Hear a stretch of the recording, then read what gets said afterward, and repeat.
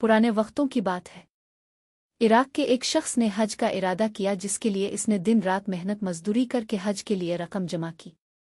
इस दौर में लोग काफिले की सूरत में रवाना होते थे। काफिले के अफराद को जमा करने के लिए एक इंतजारगाह बनाई गई थी, जो उसके घर से कुछ ही दूर थी।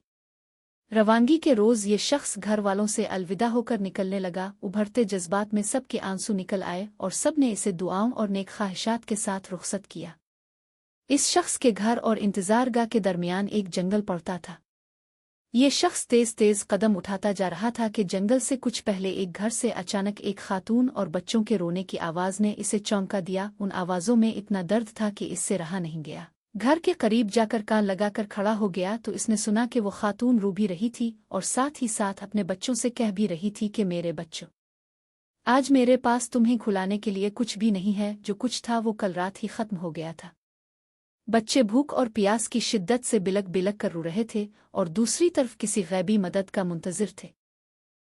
आखिरकार इस शख्स ने आसमान की तरफ निगाहें की और अपने हाथ बुलंद करके अल्लाह ताला से कहने लगा, आला, आज मैं अजीब दौराहे पर खड़ा हूँ। एक तरफ तेरी अजीम इबादत है और दूसरी तरफ ये बेबस खानदान है। ना मैं तेरी इबादत छोड़ सकता हूँ और ना ही उन लोगों को इस हाल में छोड़ सकता हूँ।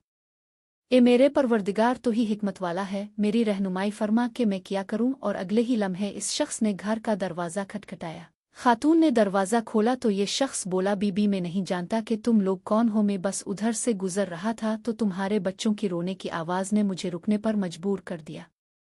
मैंने तुम्हारी सारी बातें सुन ली हैं। ये लो, मेरे पास कुछ पैसे और खाने की चीज़ें हैं, उनसे अपने और अपने बच्चों के खाने पीने का बंदोबस्त कर लो। वो खातून अपने जज्बात पर काबू ना रख सकी और रोते हुए बोली, ए अजनबी, पिछले दिनों मेरे शौहर का इंतकाल हो गया था।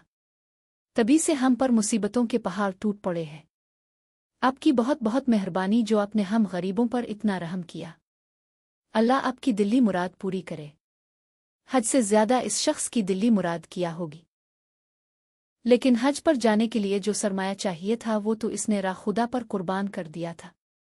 ये शख्स ना वापस जा सकता था। घर वाले क्या सोचेंगे कि हज के बगैर वापस आ गया। चुनांचे वो शख्स जंगल में छप कर बैठ गया और हज के दिनों के गुजरने का इंतजार करने लगा।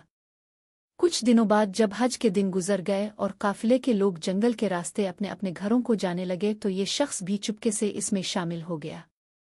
तभी एक शख्स इससे मुखातिब होकर बोला, जनाब हज मुबारक हो, मैंने आपको फुलां जगह आप ज़म पीते देखा था। कुछ देर बाद एक और शख्स बोला, मैंने आपको तवाफ करते हुए देखा था।